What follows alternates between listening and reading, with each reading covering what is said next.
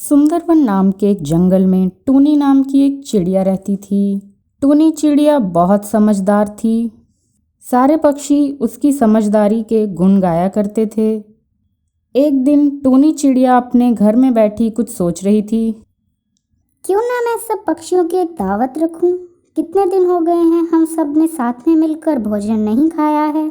लेकिन मैं कालू कौवे को दावत में नहीं बुलाऊंगी, क्योंकि उसने पिछली बार सारा खाना खुद अकेले खाकर दावत खराब कर दी थी।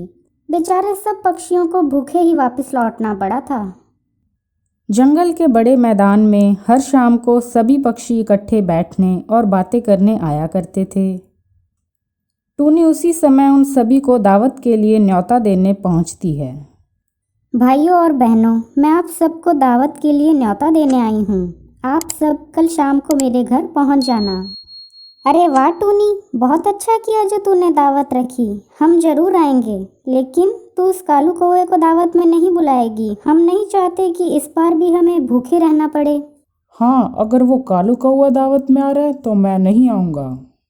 मैंने पहले ही इस बारे में सोच लिया है। आप सब चिंता न करिए, मैं कालू कौवे को नहीं बुलाऊंगी।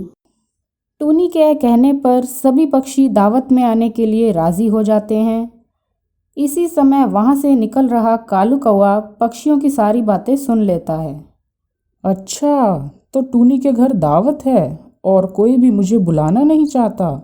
लेकिन अगर मैं नहीं जा सकता तो मैं इन सब पक्षियों को भी दावत नहीं करने दूंगा। उधर टूनी चिड़िया सभी पक्षियों को न्योता देकर वापस अपने घोंसले की तरफ चली जाती है। मैंने सभी पक्षियों को दावत का न्योता दे दिया है। अब मुझे दावत के लिए भोजन जमा कर लेना चाहिए। टूनी भोजन जमा करने के लिए निकल पड़ती है और धीरे धीरे दावत के लिए सारा ज़रूरी सामान इकट्ठा कर लेती है। टूनी चिड़िया खाना बनाने लग जाती है। कुछ समय बाद वह खाना चूल्हे पर रखकर दूसरे काम निपटाने चली जाती है। इसी बात का फ़ायदा उठाकर कालू कौवा चुपके से किचन की खिड़की में से घुसकर चूल्हे पर रखे खाने में बहुत सारा नमक डाल देता है। तुम सब ने मुझे दावत में नहीं बुलाकर अच्छा नहीं किया। अब मैं भी देखता हूँ कि तुम सब कैसे दावत का आनंद लेते हो। यह कहकर कालू वहाँ से चला जाता है। दूसरी तरफ टूनी किचन में पहुँचती है तो देखती है कि वहाँ खाने के पास नमक की एक खाली डिब्बी पड़ी थी।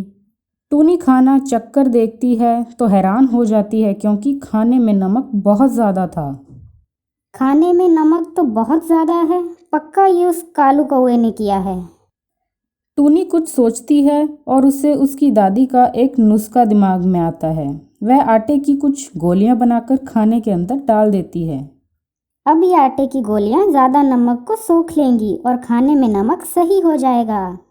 इस तरह टूनी का यह नुस्खा काम कर जाता है और कालू का प्लान फेल हो जाता है। सभी पक्षी टूनी के घर पहुंचते हैं और टूनी के बनाए हुए स्वादिष्ट खाने का भरपूर आनंद लेते हैं।